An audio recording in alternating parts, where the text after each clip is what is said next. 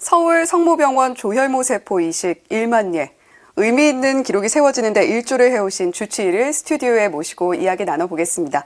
서울 성모병원 골수종 센터장 민창기 교수님 나와 계십니다. 교수님 어서 오세요. 네, 안녕하십니까?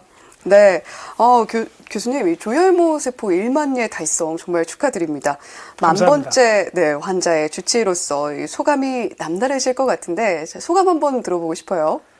네, 우선 지금부터 40년 전에 네. 정말 이제 백혈병을 진단받으면 아무것도 할 수 없는 그런 그 의학 그 현실에서 저희 기관에서 의료진의 열정과 네. 그리고 기관의 그 보직자들의 의지로 많은 투자를 해서 첫 성공을 했습니다. 네. 그래서 국내 최초로 동종 조혈모세포 이식을 성공한 다음에 40년 동안 꾸준히 성장하고 지속적으로 열심히 전 그 교직원이 힘을 합해서 이식을 계속 성공적으로 수행을 해서 1만 예를 달성했다는 이제 그런 의미가 있는데요.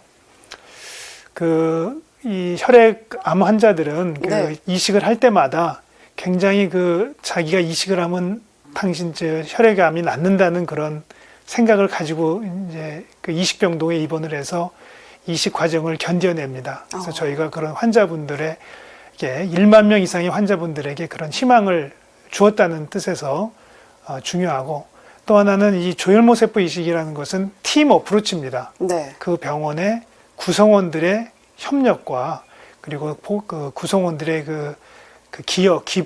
기여에 기반해서 이루어지는 하나의 팀 어프로치이기 때문에 그런 팀 어프로치가 잘 이루어져서 1만 예까지 했다는 것이 아마 더 값진 그런 것으로 평가를 해야 되지 않을까 저는 생각합니다. 네, 무려 40년. 그동안 정말 많은 환자들 만나 오셨을 것 같은데 가장 기억에 남는 환자, 잊을 수 없는 환자가 네. 있었을까요? 예, 좀 연세가 있으신 환자였는데 보통 이제 이식을 하면 2주면 회복이 되거든요. 네. 근데 4주 가까이 돼도 회복이 안 되는 거예요. 그래서 이렇게 회복이 안 되고 오래 지연이 되면 아주 치명적인 감염, 그러니까 폐렴 같은 게 생길 수 있습니다. 네. 그래서 그 연세가 드신 분이 저 나가서 손주라도 좀 보고 싶다라는 이제 얘기를 했는데 다행히 뒤늦게 한 달이 지난 시점에서 회복이 돼서 무사히 퇴원을 하고 그 다음에 이제 다시 오셔서 손주 봤다 고맙다 그런 얘기 했을 때 이건 우리의 힘만으로는 되는 게 아니구나, 하느님이 도우셨구나 그런 생각을 하게 됐던 그런 에피소드가 있었습니다. 네. 사실 조혈모 세포 이식도 물론 중요합니다만 가족에게만 이식을 받는 게 아니잖아요. 그렇죠. 그래서 또 기증이 상당히 중요한 것 같습니다. 조혈모 세포 이식과 기증이 중요한 이유를 또 교수님께 들어보고 싶네요. 조혈모세포 이식이라는 것은 결국 이제 타인으로부터 결국은 이제 그 조혈모세포를 받아야 되는 거 아닙니까? 네. 그러려면 기증자를 찾아야 되는데 요새는 한 자녀 가정이 대부분이라서 전에처럼 형제 자매가 많지는 않다 보니까 어쩔 수 없이 그 기증자를 외부로부터 찾아야 됩니다. 네.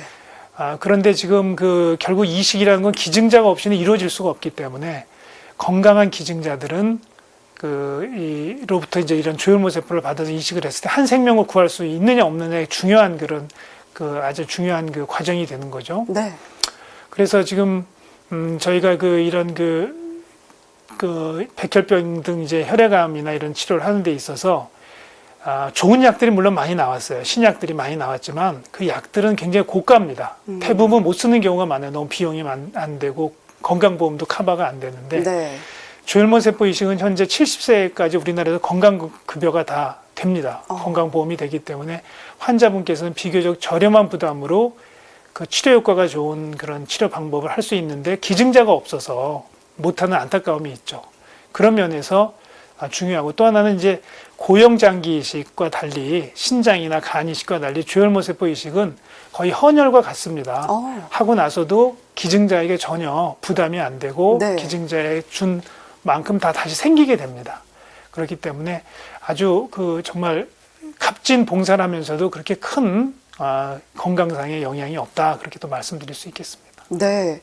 그렇다면 조혈모 세포를 기증하려면 어떻게 해야 되는지 혹시나 조건이나 이런 것들이 있습니까? 그런 건 따로 없습니다. 18세에서 40세의 건강한 성인이면은 가능합니다. 네. 그리고 이제 적십자사를 비롯해서 우리나라에 여러 그 기관들이 있습니다. 거기 가서 본인이 서명을 하고 체열을 해서 그 유전자 등록을 하면은 거기서 유전자에 맞는 그런 이제 환자하고 일치를 안 맞는 사람을 찾아 환자하고 이제 매치를 시켜줍니다. 참고로 저희 그 가톨릭대학교 성의교정에도 가톨릭 조혈모세포 은행이 위치하고 있습니다. 네, 모두 건강하시다면 참여를 하실 수 있다라고 하시니까 네. 고려해 보시면 좋겠고요.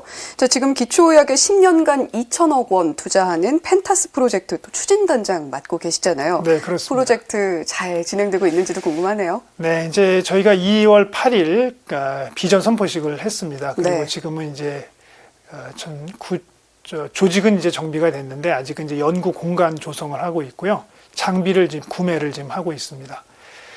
사실 이제 기초의학은 투자에 비해서 그 성과가 금방 나오는 것은 아닙니다. 그래서 저희가 이제 10년의 장기 프로젝트로 네. 이 과제를 수행을 하고 있습니다. 그래서 그 연구 성과에 대한 철저한 모니터링을 하면서 이 프로젝트에 대한 방향성도 계속 검토해 나갈 예정이고요.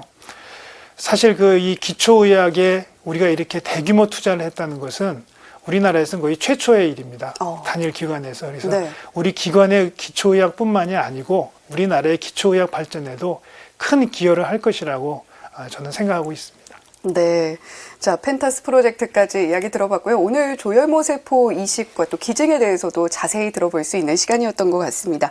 서울 성모병원 골수종센터의 민창기 교수님과 함께 이야기 나눠봤습니다. 오늘 말씀 고맙습니다. 네, 감사합니다.